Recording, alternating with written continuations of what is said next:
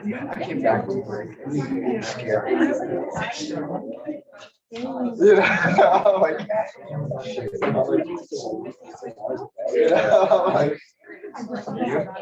Yes. Oh, yeah.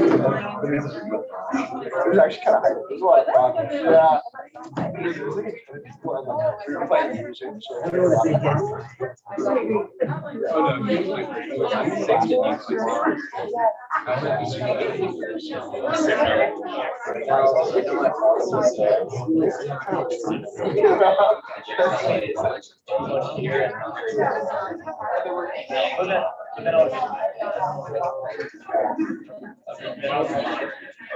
Well, that's better than a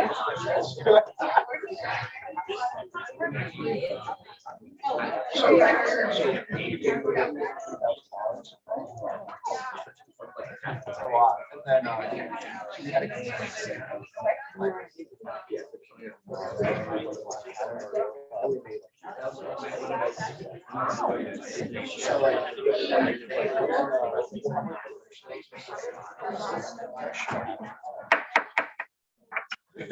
Alrighty, friends.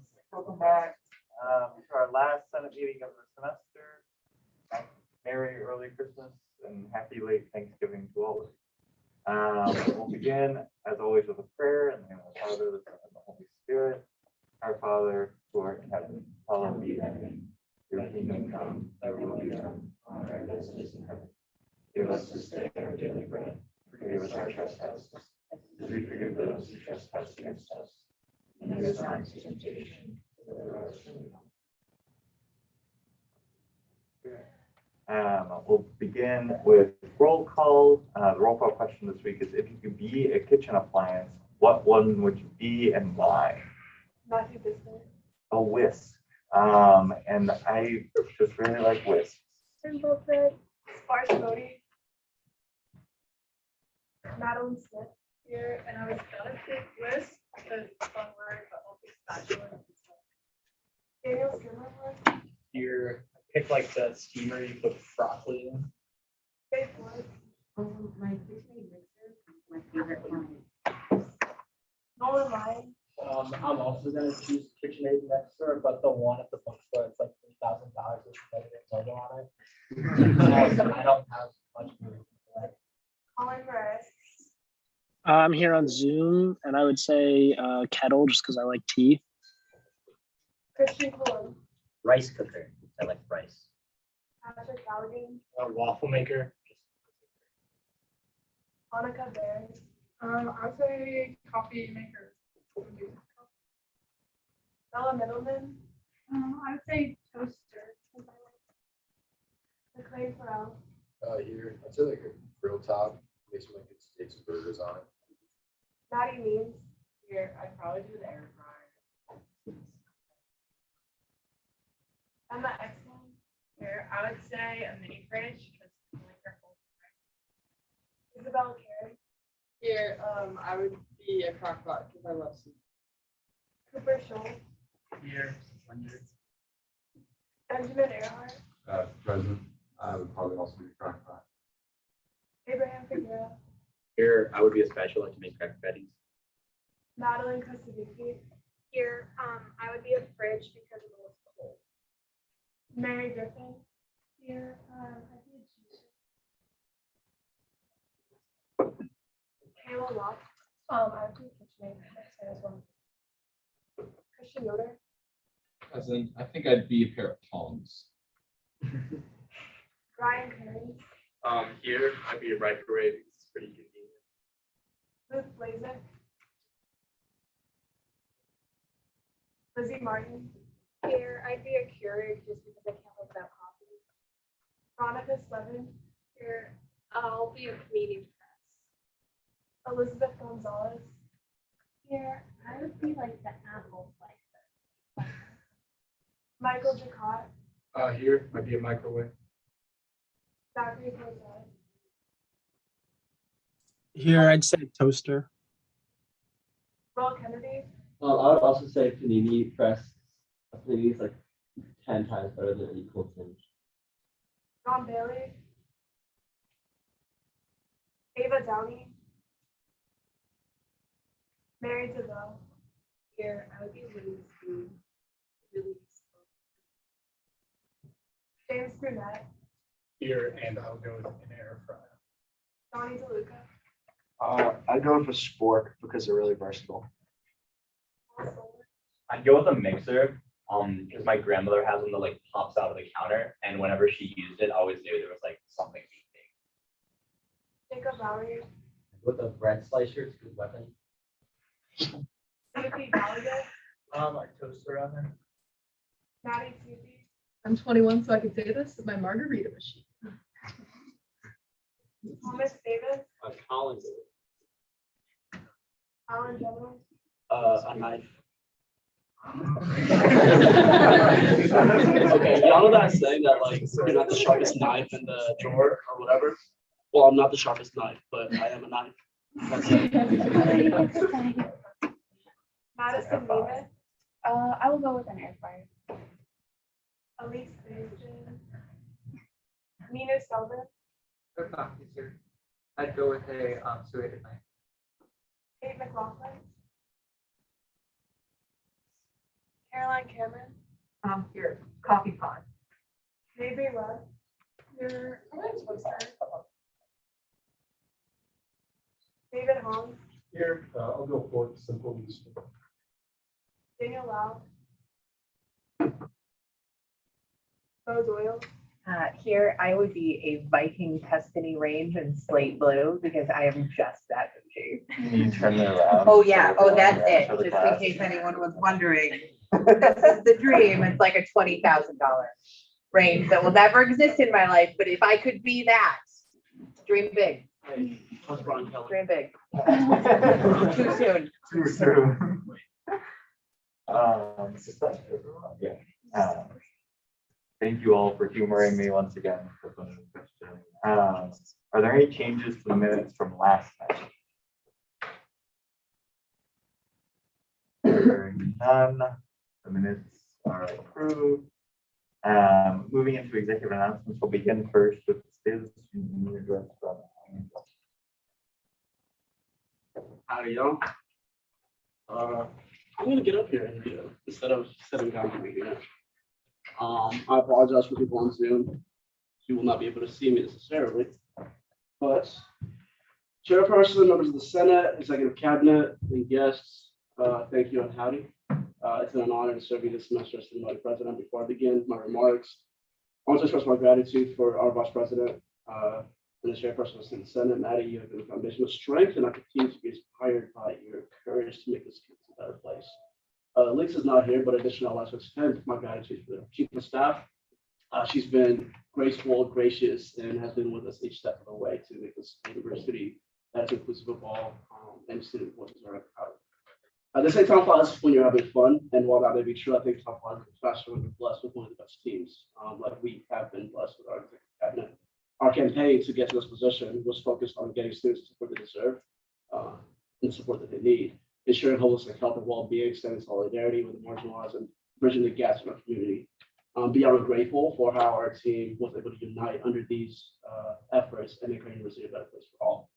And here are some highlights, and I'm really grateful to be able to stand in this position and read some of these things. Perhaps one of the most underappreciated individuals, but yet the most valuable to all the efforts of the student union is Mary Massman, our student union secretary.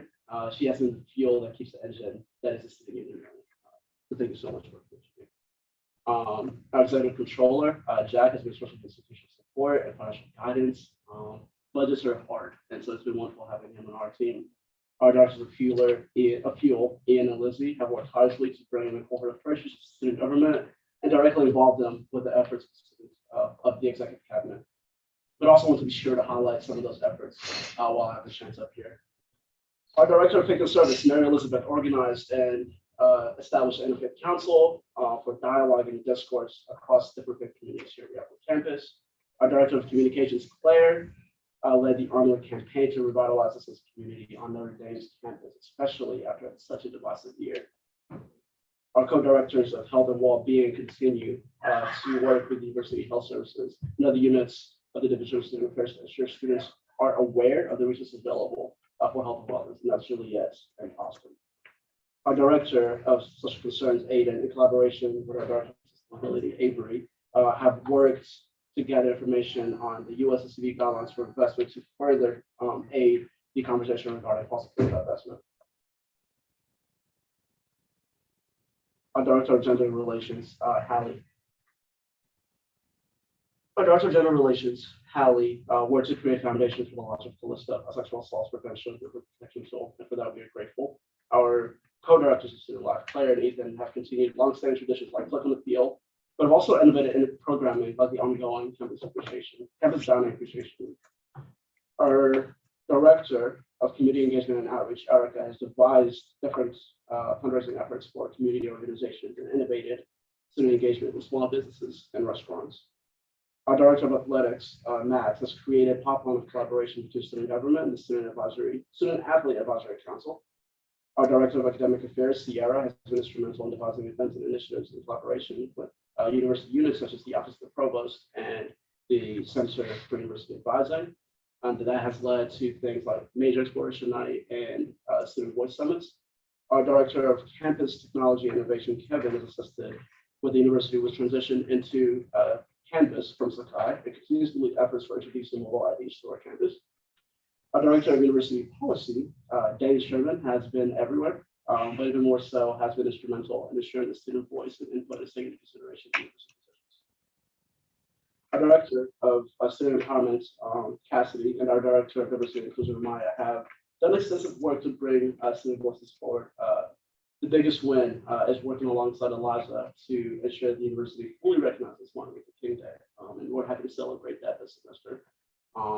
That next year we will fully observe MLK Day. Standing here before you, what I keep saying to students over and over again is that, whenever you're running for president, you have a platform that maybe is 10, 11 pages, and at that point, they're just words on a page. But to be able to stand before you and look at that platform and see things that have come to life, see that vision come to life, that doesn't happen without the people who work in, day out to ensure that student voices are, that your voices are represented, and that we, work to make this a better place. So thank you so much for this privilege. I've loved this semester. It's crazy that it's almost over, and looking forward to being back here next week. But thank you all so much.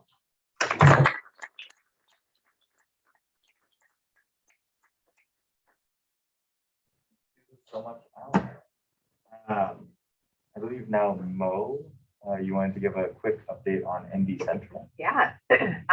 So as many of you in the room may know, some of you, all of you, we are getting ready to launch a replacement for the SAO 360 event management system. An announcement went out right before Thanksgiving. The new system is called ND Central. We'll begin rolling student groups into this system starting at the start of next semester. So the officer ones, like listed officer ones for all of our clubs and orgs, will get more information the next week or so as far as your specific club or org enrolling in and what the timeline of all of that is.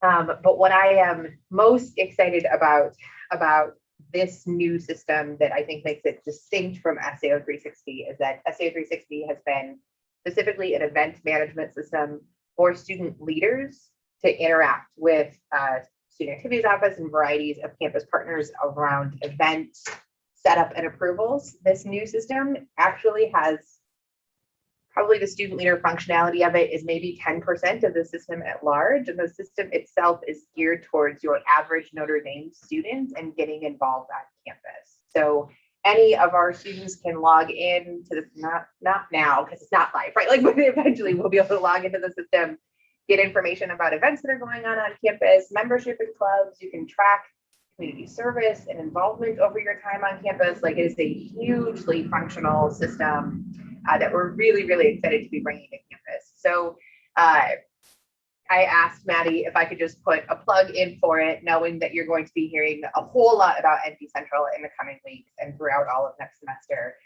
into the fall when we do our final push and launch to the entire campus community. So we'll start rolling our student leaders into it. Like I said, in January when we return, we have sort of a staged process of doing this. If you have questions about it, if you, through your role in Senate or other organizations on campus, You can reach out to us at our main email address, sao@nu.edu, or you can talk to your activities liaisons. They're going to be the points on this for us. So, but just really, really excited. We've been working on this for just over a year now, and I'm excited that it's actually coming to fruition and we're able to launch this on campus here in a few short weeks. So thank you for letting me Thank you. put a little shameless plug at it. So unless there are any questions or, Some more announcements. oh, cool. Yeah. One, it's campus dining officially. So today in South Dining Hall, North Dining Hall from 5 to 7, we have places where you can write notes to campus dining. So just to appreciate them, what they do for us. And then tomorrow at 7. Tomorrow at 7 p.m. in the Monogram Room, we have a Unity Summit in collaboration with NDPD. It's kind of cool if y'all can come out. Sort of, I wanted to meet the officers. But beyond that, just learn a little bit about how to stay safe. As you've been going out more. Is it the Monogram? Monogram Room, that's in Choice. Oh, great. Thank you. Any questions there? Ooh. Moving right along, we'll hear a presentation next from the CCC president, Maddie. There's a clicker. I do not think there is.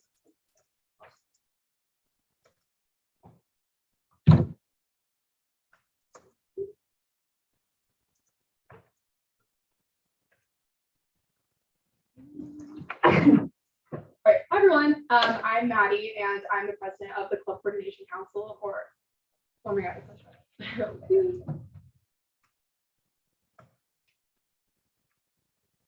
it is. Thank you.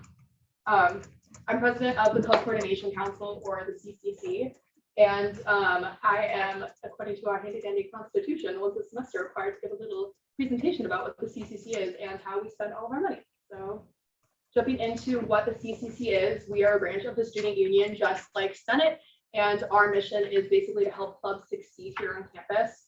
We do this through a variety of ways. Some of them include representing the voice of clubs to the student union, which is why I'm here on Senate.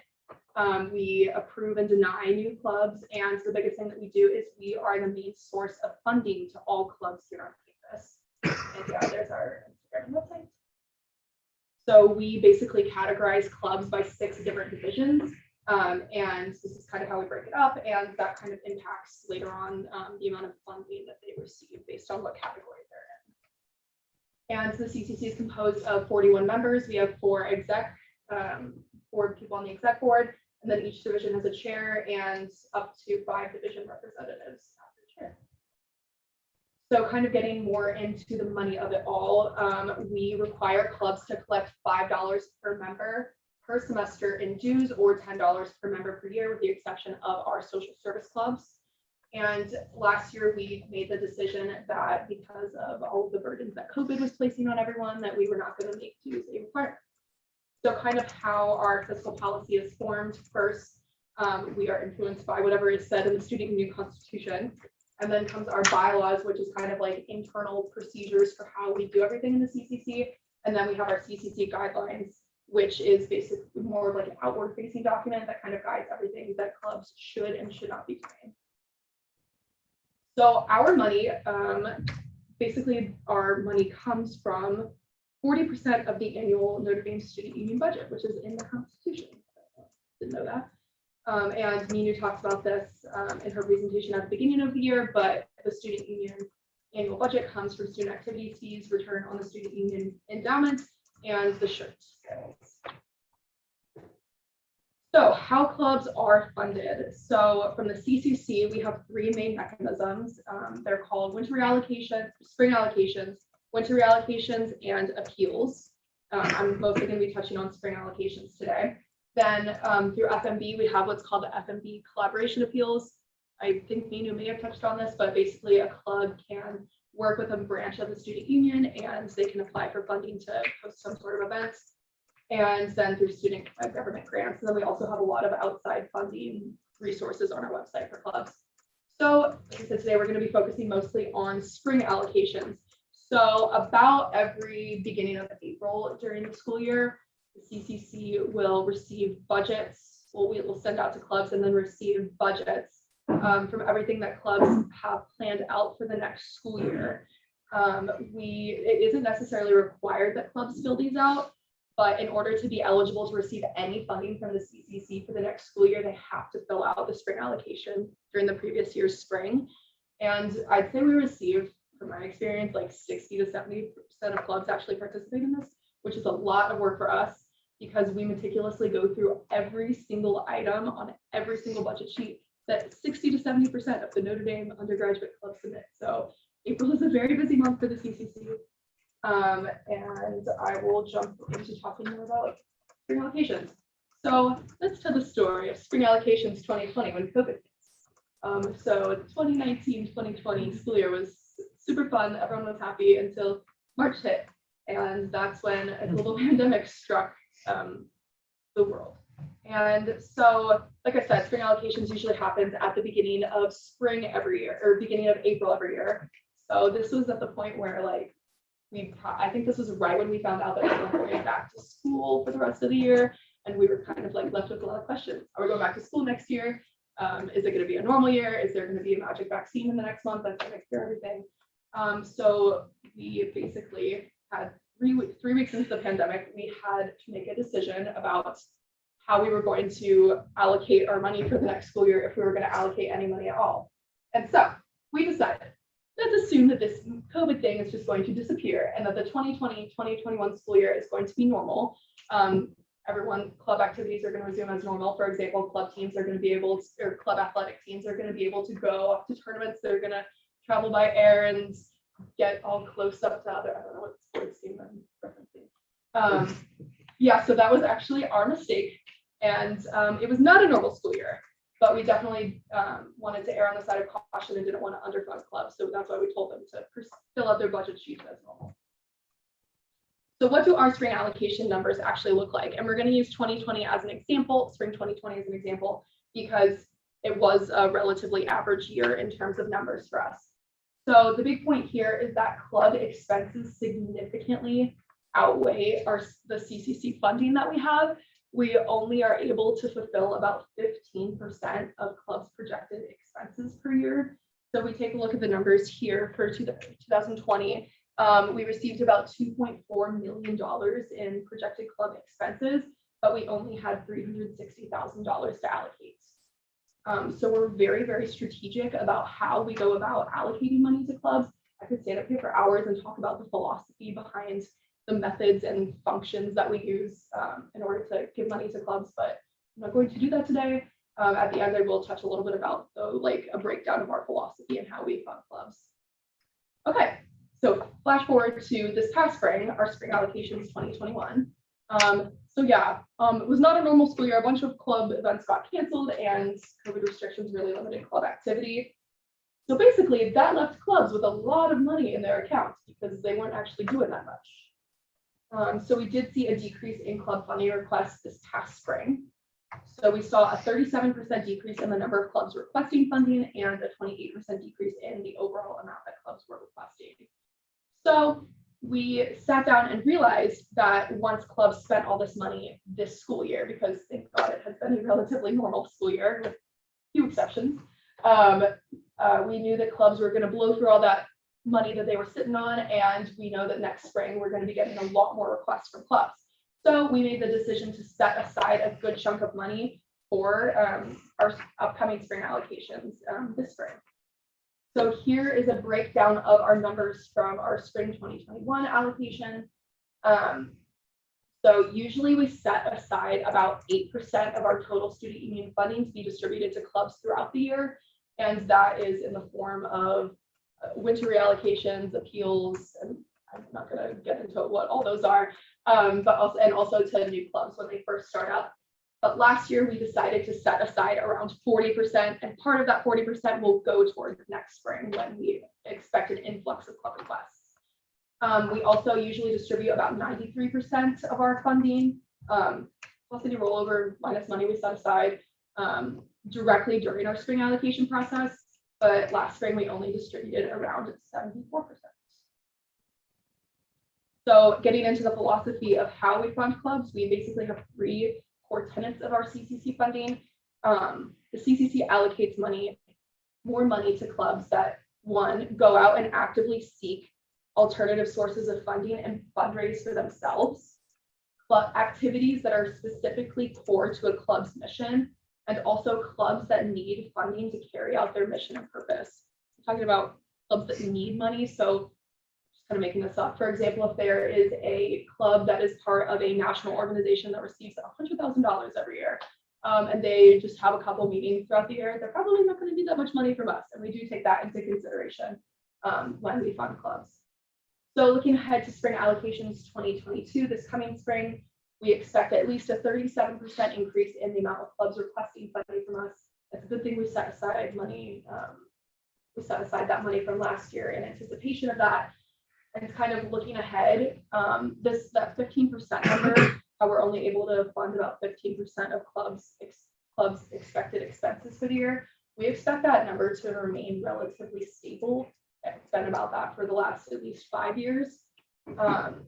And it kind of sucks for the CCC to have to turn down 85% of what clubs are asking for. So I guess the CCC's long-term goal is to find a way to increase the amount of student union funding that we receive in order to not have to turn down 85% of what student clubs on campus are asking us for in order to host events and live out their core mission. There's our contact information. So I am happy to answer any questions if anyone has any.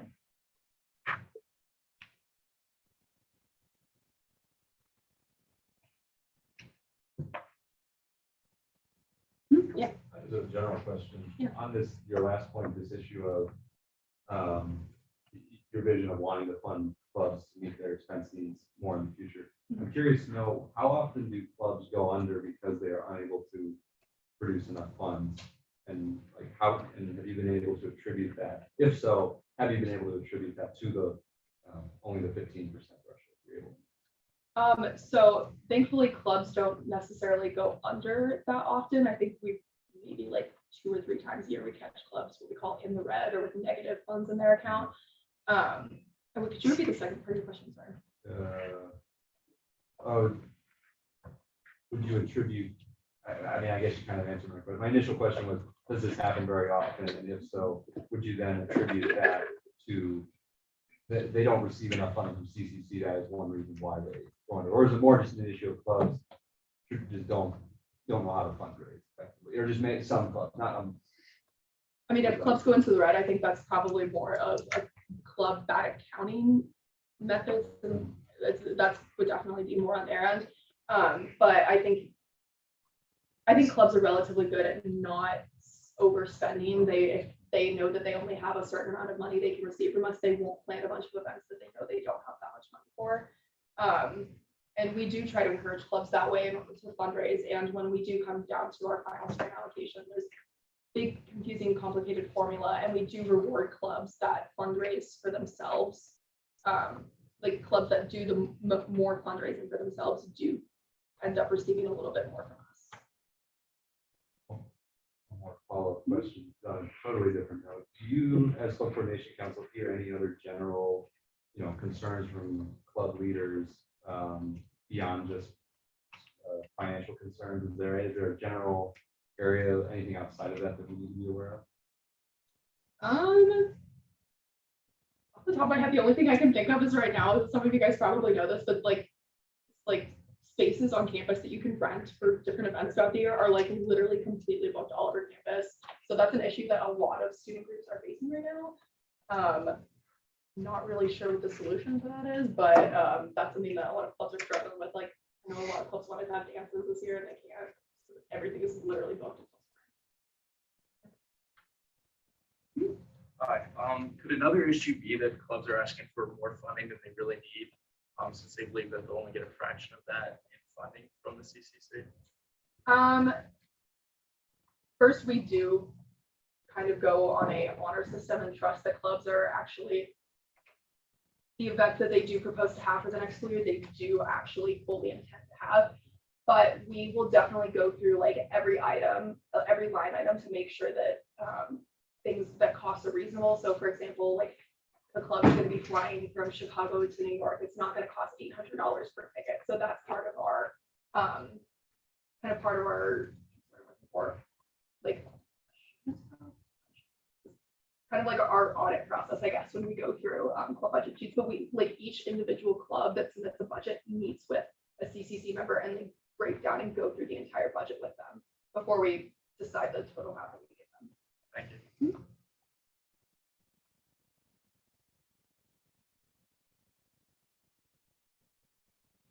Nothing else, then thank you, and feel free to reach out to me if you guys have any other questions that come up later. Thank you.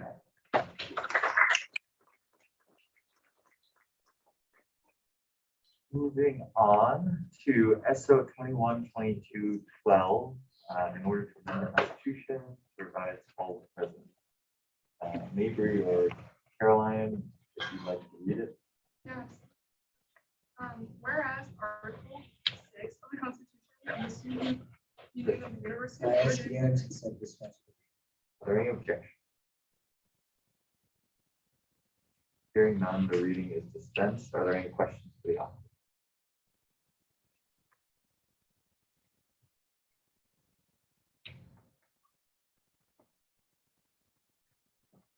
Can you give us a quick brief reminder of what this is? Yeah, absolutely. So the amendment is going to take the half year scoring out of the Constitution, basically because the Constitution is supposed to be something that doesn't change from year to year, and move it into our bylaws. And that's just kind of designed to give us more flexibility and like more discretion over what we want to emphasize as like a council for the dorm incident. Any other questions? There a motion? I ask unanimous consent to dispense with question. Are there any objections? Hearing none, we're now in debate. Are there any points of debate on the ordinance?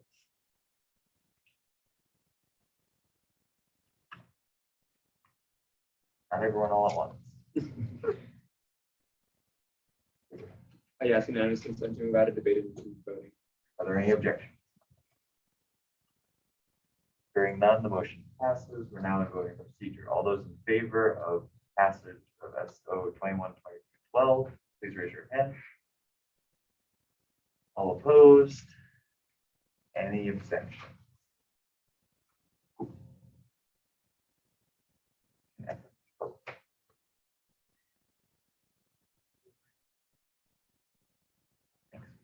Evan, do you have voting? Is that from me voting? Treasurer? I mean, I've stayed anyways, but. Yeah. Cool. No. The motion passes. Congratulations to each piece.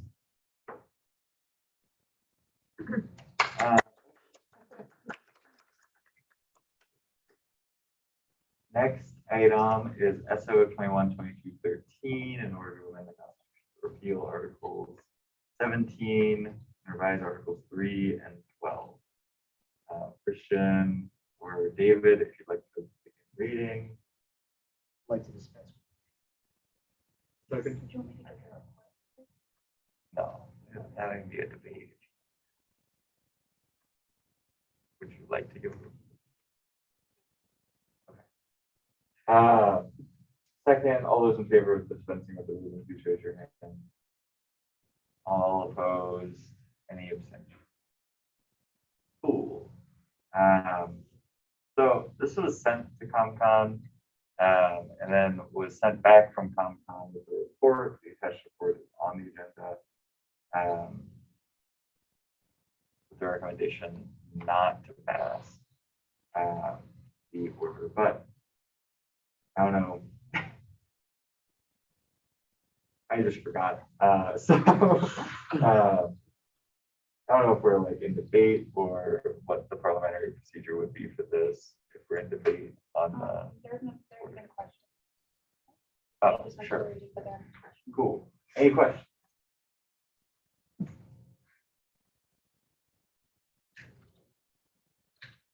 there a motion? Ask unanimous consent to move the question. Any objection? Welcome to debate.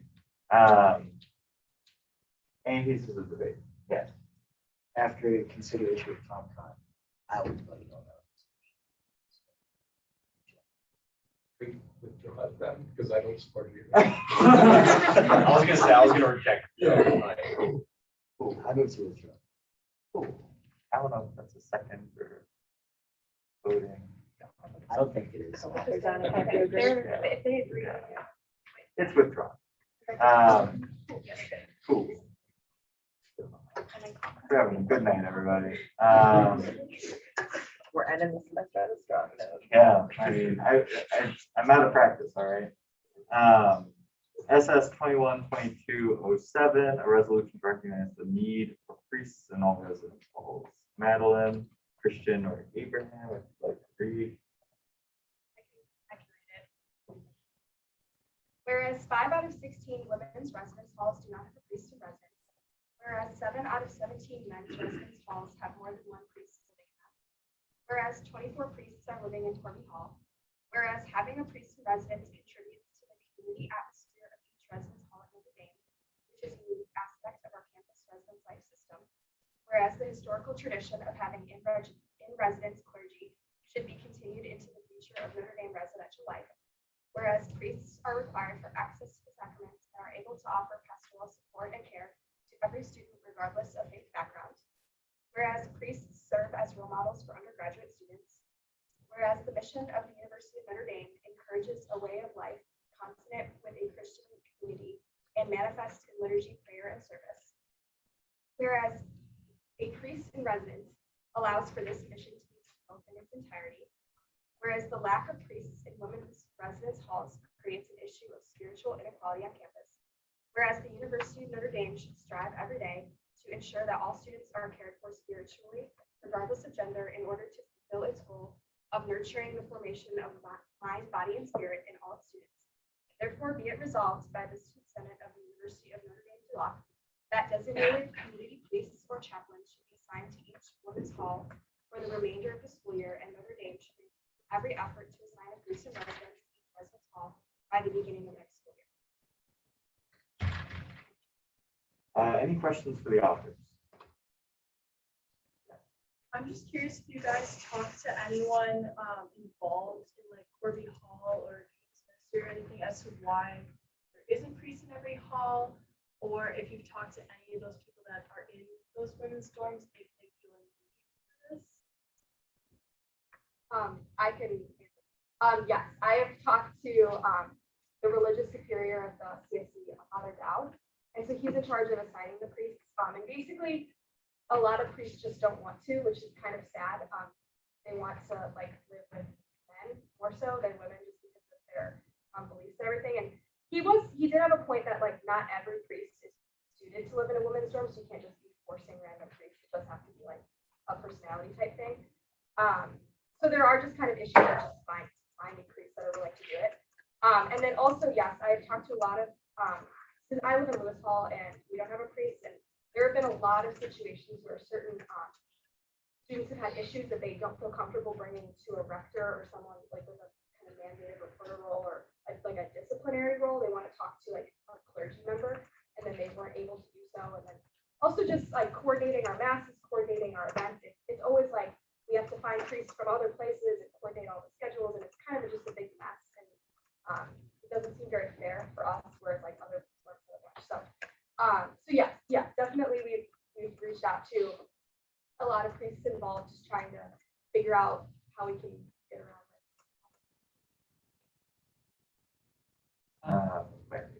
Do all the dorms have infrastructure for priests?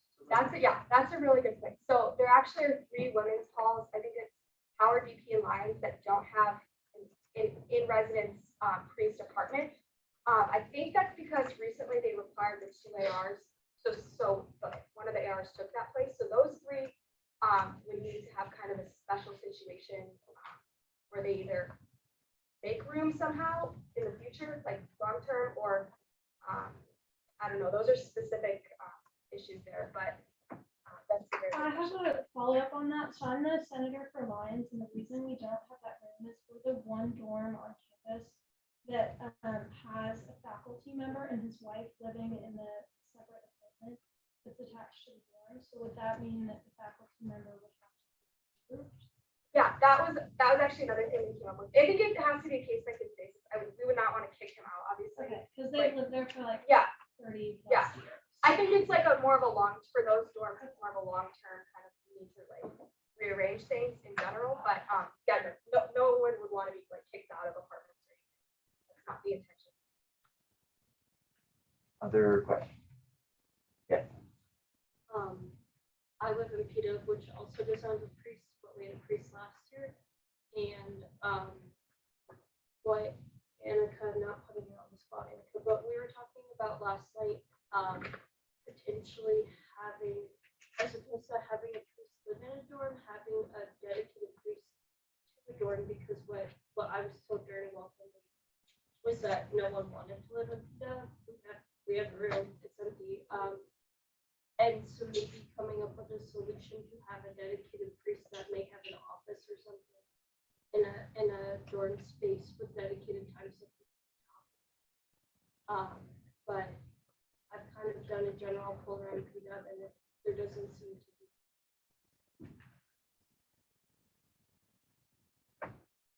Any other questions? I guess. Sorry. Yeah, I was originally going to say something about how Howard does not have the infrastructure because we'd have to reconfigure the entirety of the first floor because that's how it used to be. There weren't freshmen living on it, but I would, based on conversations I've had with other people in Howard, I would completely agree with what Veronica said because we have a dedicated who's he's Howard's priest, but he doesn't live in Howard and he does our weekday mass and he's always email me if you need anything. But also I think that from what I've talked to, most people enjoy the flexibility because it's every Sunday we get a different priest. So it's you get a new perspective if you want that. So I think that's a valid solution. I think we're in questioning still. Is there a motion to move to debate? Yeah. Any objections? Welcome back to debate. Face. Okay, so just speaking based off my 1.5 years experience, also as VP has an assigned to Father Aaron. He does 2 masses a week. They do opportunities for adoration and confession every other week. And so I really don't feel at least in our dorm, we're missing out on any of those aspects just because he doesn't live in VP and some of the other dorms I mentioned, we literally don't have space for him to go. He's barely space for students. So I don't really think that's something that's necessary. But if there are dorms that don't have a priest and there's a lot of expressed interest that they want one specific person to be the one who's always doing the masses and everything like that, I do think there should be a process for it, but I don't think it's necessary that we have a priest live in our dorm. So in light of this resolution and being from another dorm that doesn't have a priest, I conducted a little survey in Farley Hall to kind of see what the thought process was for most of the residents. And I thought it was an interesting result. The first question that I asked, there was 2 questions, scale of 1 to 10. The first question was, do you wish that Farley Hall had a priest in residence rather than simply an affiliated priest who conducts dorm masses, etc. And so 10 was being, yes, I want to have a priest. 1 was being, no, I do not want to have a priest. And the average answer to that question was a 5.1, so kind of neutral in the middle.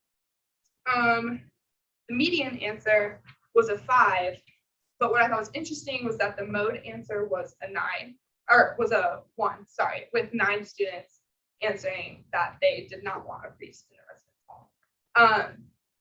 And then the second question that I asked was kind of along the same lines, to what extent do you feel not having a priest in residence has impacted your ability to engage in spiritual formation? And the average answer on that question was again, 10 being this has greatly impacted my spiritual formation, 1 being this has not impacted my spiritual formation at all. The average answer there was a 3.8, with the median answer being a 2, and again, the mode being a 1. And I'd also like to add on to that over 50% of the responses were either a 1 or a 2. So just kind of in light of that, oh, and then additionally, there's any other comments section, and most of the comments there were kind of about kind of the comfort of having a priest living like on the third floor of Farley Hall might be a little bit uncomfortable in some situations. Not necessarily not seeing the need for having a spiritual leader in the community, but just kind of why, like just why they might not want a priest living there or why it might be a little bit awkward at points. So just kind of in light of those things, it kind of made it seem like most people were kind of neutral about having a priest in residence, with some people feeling very strongly that they didn't want a priest. So I just thought I would share that with you all based off of the responses that I got there. I just had to ask, like, how many people bought into the survey? There was 30 responses. How do you want to probably all? Probably like, I 200, something like that. Oh, I would have to say it's a pretty small sample size, especially since the number of women on this campus is probably more than 30 women. So I question the results of that data significantly. Especially since, I mean, it has been my perspective that there are a lot of students on this campus that kind of lukewarm in their faith, probably don't really see a need for like a spiritual leader because they probably don't have any interest in that. So I think there's probably an issue with the sample size and also just like selected bias. We actually wanted to answer that survey. I have a hard time dismissing listening to what you say. That would make them uncomfortable. Just like anecdotally, like have the way it's set up, like we do have room for it. And there is an apartment close to the chapel, but that's not where the priest lives. He lives like more in the community, and I've like, I mean, my roommates and I lived where like we had to cross his room to go to the restroom every time we wanted to go. So like when we had to shower, we'd have to like walk in front of him in towels, which was like uncomfortable. And I just think that like we have like a priest in residence, and I'm sure that's like great, like faith-wise, but I also would like have a hard time dismissing those women saying that they're uncomfortable, because like that's like a valid concern. Another thing, like I get it, it's a small sample size, but like the people that responded are probably the people that wanted to respond and actually have an opinion about this. People that don't care, like, don't care, and they probably won't ever respond unless it's like, this is required for admission, this is required for you to go here, like stuff like that. So like that's probably the maximum amount maybe in one woman's storm of the responses you're gonna get, but they probably are very indicative of, that's still a good population of women that have strong opinions on that. I would also say two things. One, it's important to keep in mind that not everybody who comes to the name is Catholic. So when we talk about like who's acting in the religious aspects of their life, not everybody is Catholic. And then people who are religious, yeah, that doesn't just mean Catholicism. There's so many different things. On top of the fact that I feel like, you as a man, you can't really tell a woman what it feels like to be in a single sex dorm that is always going to be all women, whatever, and then to have a man that you don't really know kind of living in there, it can be very uncomfortable, even if it's a small response. And like he was saying, those are probably the people who care the most about their Catholic religious faith. Dan. I'll just say, Bomber Hall, we have 2 priests, and they are very great leaders to all the men in Bomber.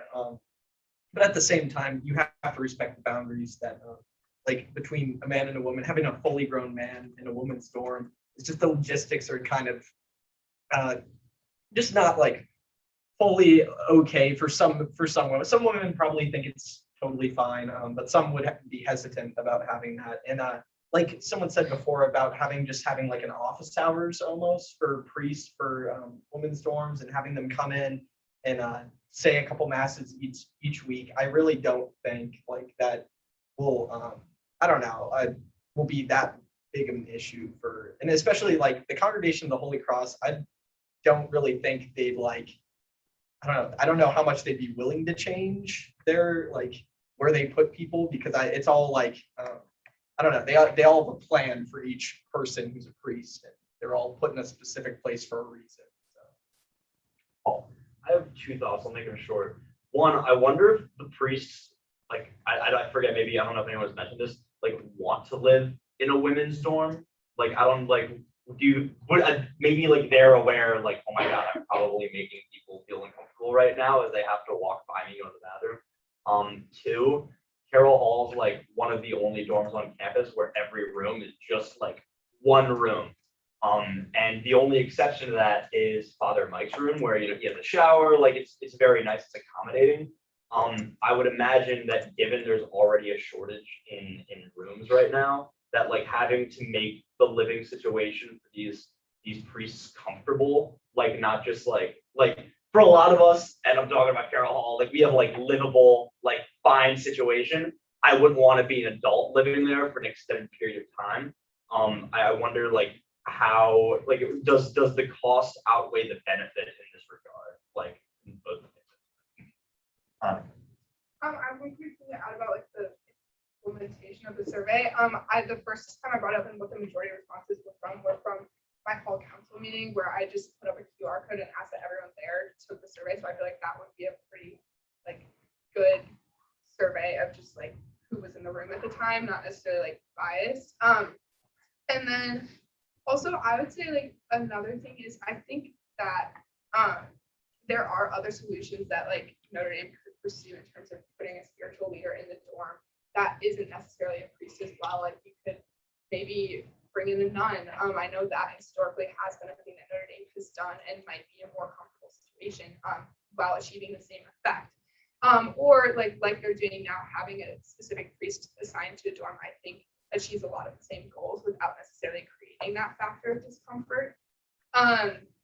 Or even if you just brought in another person who might be similar to a rector, but doesn't necessarily have the same necessarily like, I don't want to say like punishment authority or things like that, but just someone who like is solely a spiritual leader of the community, but isn't necessarily a priest. I don't think priests are the only ones who can be a spiritual leader. I know they're important for the sacraments and things like that, but having priests assigned to do mass can achieve those goals while maybe even having another spiritual leader living in the community if that's something that's important. So I just think that there are other creative solutions that we could come up with that might better serve the purpose of what this resolution is trying to get at. So if we draw our attention to the resolve statement that we're debating, I think the distinction that we should make is not between live-in priests or priests who don't live in the residence hall, but rather between experiences like Madeline had with the scheduling, as opposed to experiences that Faith had with more consistent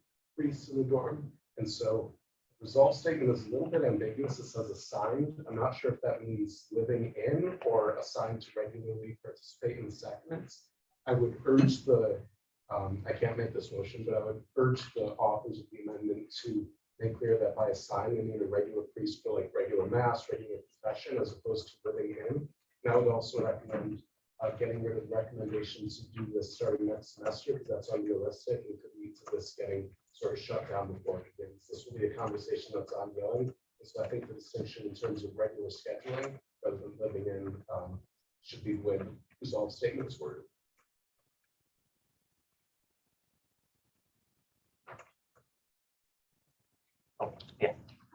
Just really quick to bring another perspective into this. Yesterday, I live in Ryan Hall, and our priest in residence is FJ, and he hosted all of the sophomore girls in his apartment. And we actually had a conversation about this, and he expressed how like himself, who's probably one of the most beloved members of our Ryan Hall community, how it was really difficult for him at first to get the women of Ryan to not only just trust him and just like not accept his presence there, but he had to go out of his way to make sure that we felt that his presence was like accepted in a way. And he expressed how he didn't like he feels as if it takes a very specific priest to be able to live in a woman's dorm and to be embraced by the women, and you shouldn't like push priests to conform to something that they're not like equipped to do, and it would be a disservice to like the women and the priests. But he also expressed that like it's very important to have a spiritual leader in the dorm. So just to give like a little bit of a priest perspective from the priest who's like very beloved.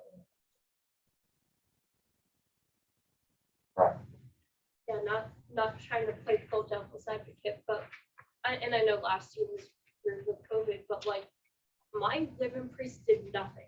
Like he ran mass, he didn't run rosary, he didn't run a lunch, a brunch, he didn't come to a single dorm event. So I think by mandating priests living in a dorm, you're encouraging people who frankly didn't seem to want to be there to live in a dorm where, I mean, I'm sure there are people that like Father Jim and I'm sure he's a great man, but he did not participate in dorm events. And he was not a part of our community. And like other people are saying, like he lived on the 3rd floor, like right by the stairwell too. Like a lot of times there was like discomfort with him, and I'm sure he's a fine person, but like just to play a little devil's advocate, like I don't know how much I would say that he was a spiritual or a dorm leader. He was just kind of like an old man that sat there with a candy bowl. He ran mass, which was great, but I wouldn't point him as a dorm leader at all. Christian. I think that's a very, I mean, as much as I would like, you know, like, I'm sorry that he didn't go to anything, but I think that's like a mischaracterization of what the role of a priest in residence is. It's providing that, you know, spiritual fatherhood that we're called to be as priests. Like, as much as I'd like to see it, like, I mean, a nun is great. Like, a nun is great. You know, they can provide a lot of spiritual help. But when it comes to like giving that fatherly aspect, that in the Catholic faith, we recognize that there's a complementarity between men and women. They're not the same. That there's things that a nun can do that a priest can't, and things that a priest can do that a nun can't. And it's just that different kind of spiritual perspective that the priesthood can bring to a women's residence hall. That I think, in my opinion, I think that Mal and Abraham could both agree with me, and a lot of other, you know, students, both male and female, can agree that, you know, having a priest really gives you a unique perspective on spirituality, on the spiritual life, and they can provide the sacraments. They can provide a lot of great counsel, and they can do exactly what, you know, a priest is supposed to do, is be that adequate spiritual counsel. This is more of a debate point directed towards the executive, and that's okay. But has the Department of Faith and Service looked at this on a 5-year scale? Just the Senate, would they be interested in that perhaps? Would your team be interested in that? We're happy to take it up and sort of figure out where we stand on it. But as far as I know, I've been working with Mary Elizabeth. So we have to look at it, but we can do more scoping of the issue. I motion to refer this resolution. Is there a second? Cool.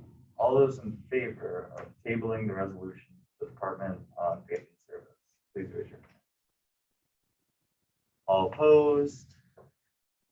Any abstentions? Cool. The motion is tabled. Pending review. Any new business for the new semester?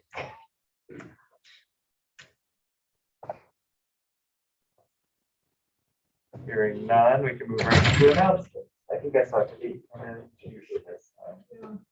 Yep. Okay, there's a couple things. The first one, there's a bonfire happening right now at Holy Cross Hill, which is by the lake. There's s'mores, there's raffle items. A lot of fun and it's warm. The second is that tomorrow Acoustic Cafe is like kind of special from 9 to 11. There's ornament decorating, cookie decorating with the dining hall cookies, I'm pretty sure, which was kind of iconic. And then the hot chocolate with Chipotle toppings, but they're not actually Chipotle toppings. Same thing as the apple bar, but there's like marshmallows and candy canes and stuff. And then third is with Noelle Miller. I know there was like a lot of feedback and concerns, and I promise you, like, I read through all the comments and emails, and we did like everything in our power to try and like expand the location, make a live stream option available. But I will tell you that there's no alternative venues. We booked the venue months in advance and checked on the availability of new venues. once we were starting to like get people registering for the event. And the second is that the live stream option, we ran it by the agency, and they don't want the show like recorded, posted, or shared with members that are not like of the Notre Dame community. And it's like pretty easy to take a video on your phone of a live stream or like screen record something that's happening. So there are explanations. We're not ignoring you. And I'm like so sorry for anyone that didn't get a ticket, but like I can like we really tried to do it. Thank you. But if you did get a ticket, it's happening tomorrow. Oh, okay, if you're a sophomore, hopefully you saw this yesterday, but after the bonfire, 8 to 10, we're having our Christmas karaoke event in Duncan. We are having a gingerbread house like competition, and if you win, we're giving away this like massive wood cut of like the ND logo that we got from Irish Woodwork, which was, I'm sure, very expensive. So like, if you want to come, like throw your hat in the mix. This Friday, if you're a sophomore, we're giving out donuts from 9 to 2 o'clock. So just come by Duncan anytime. And then this Saturday is Carol Hall's signature event, Carol Christmas. So that'll be from 3 to 6. We have a horse-drawn carriage coming to pick people up from the main building. We'll have Santa. You can take like photos of Santa. We have a big like the walkway and it looks like it's crazy. There's gonna be a lot of food, a lot of music. It'll be a good time. Okay. I know the next couple of weeks can be hectic for everyone with finals and stuff. So Bomber Hall is hosting a holy hour on December 8th, next Wednesday from 10 to 11 in our chapel. There will be adoration and praise and worship for an hour. So if you just want to come in, relax, have time for reflection, just come on down. So we have Howard Holiday coming up. So December 3rd, 4 to 6 by Fieldhouse Mall. Each dorm is supposed to be decorating a Christmas tree. It's just a $1 donation to vote for your favorite tree to be put in South Dining Hall. Proceeds go to the Women's Shelter of South Bend. And then December 7th from 5 to 7 in the Woodland Ballroom. We're having another event. I think like you can come buy like a mini Christmas tree for your dorm room or something like that.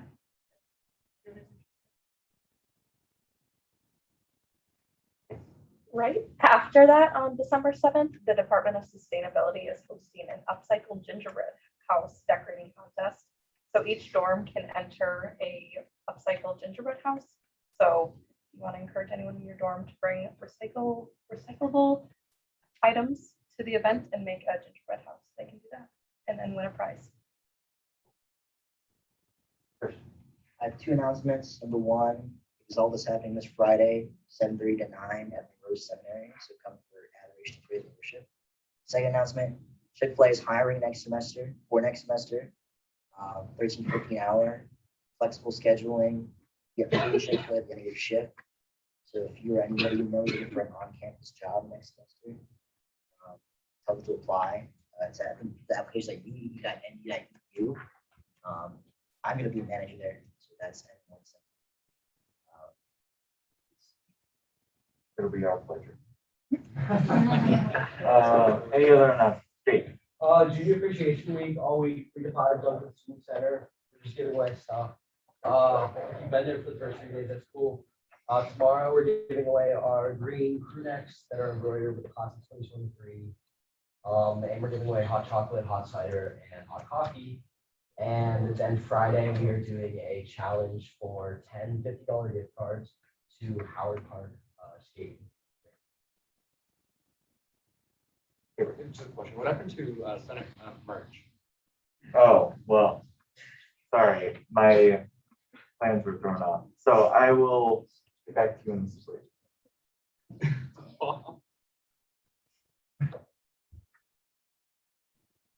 Any other announcements? Is there a motion? All those in favor? All opposed? Any abstentions? Merry